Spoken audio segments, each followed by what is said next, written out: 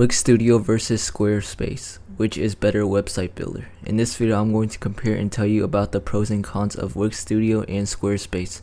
So make sure to watch till the end. Wix Studio is an advanced version of Wix designed for personal website creation with more flexibility and customization.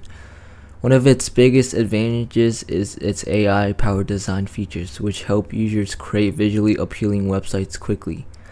Wix Studio offers a drag-and-drop interface, responsive design controls, and extensive third-party integrations. However, it can be overwhelming for beginners due to its wide range of features, and pricing can be higher depending on the plan. It is the best suited for designers, agencies, and businesses that need a customizable and scalable website. On the other hand, Squarespace is a website builder known for its sleek, professionally designed templates.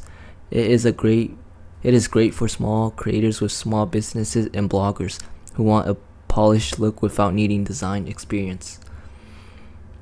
One of its biggest advantages is its all-in-one approach, offering built-in co-marketing tools and e-commerce features. However, customization is more limited compared to Wix Studio, and its drag-and-drop editor is less flexible. It is ideal for users who want a simple and elegant website with minimal effort. So that's basically the main differences between Wix Studio and Squarespace.